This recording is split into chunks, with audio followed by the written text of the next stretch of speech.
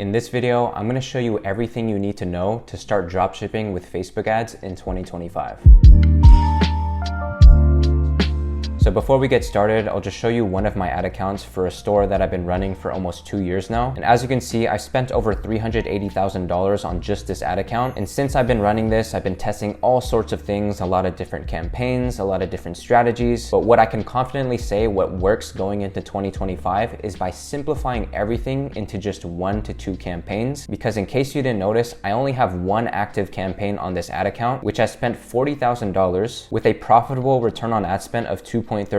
But because Facebook does miss a little bit of conversions here and there, we can say that the realistic ROAS was probably around 2.5. But regardless, you can pretty much see that I'm getting a majority of my results just by simplifying everything into one campaign, which is going to be one of the main strategies that I talk about in this video. And with that being said, let's get straight into the value. So before we get started, I'm just going to go over some of the key basic things that you need in order to get started with Facebook ads in the first place. Number one, you're going to need to create a Facebook business manager. And this is super easy to do. It takes like 1 to 2 minutes of your time, and I'll have a link to this page down in the description below so that you can sign up. And then once your business manager has been set up, just make sure to invite some of your family or your friends over to your business manager. This way, in case your own profile gets banned, you're still going to be able to log in to your family or your friends' accounts to continue running all of your campaigns. And in case you don't know how to do that, once you set up your business manager, you're going to go over to the business settings, go to where it says users and people, and then from here you simply click this button that says invite people, and then you just put in the email address of your family or your friend, and then you want to make sure you give them access to all of your Facebook pages, your pixels, your ad accounts, and overall just give them complete control over your business manager as long as you trust them. So this way they will have the same amount of access to your business manager as much as you do. And again, disclaimer here, you better make sure that you trust these people, such as your mom or your dad, and trust that they're not going to touch any of your campaigns and only allow you to log into their profiles so that you can continue to run your ads through your ads manager. So once you've invited everybody that you needed to, the next thing that we need to do is create an ad account for the business manager. And you do this by going on the left hand side, click on accounts, and then click on add account, and then click this blue button and then create a new ad account right here. And then you can name this whatever you want. In this case, I'll name this ecom store number 1. Select your time zone, select your currency, and then click next, and then go ahead and select your business manager that you just created, and then click on create. Once you create the ad account, it should show up in a list similar to this. And then from here, you have the ability to assign people to that ad account. So again, you just want to make sure that you select your family or friends profiles that you invited into your business manager. This way they have full access to that ad account so that when you actually start launching campaigns, if your own profile gets banned, you will have the ability to log into their other profiles and continue running your ads from that ad account. So with the new business manager that you just created, you only have the ability to create one ad account. However, once you launch your first campaign and you spend a little bit of money, that limit will increase to 5 ad accounts. And with every new ad account that you create under your business manager, including the one that I just showed you guys how to do, you're gonna have a spending limit of $50 per day, meaning that if you try to launch a campaign at $100, you're going to be capped at $50. And this is just Facebook's way of protecting themselves from new advertisers, just to make sure that they can actually verify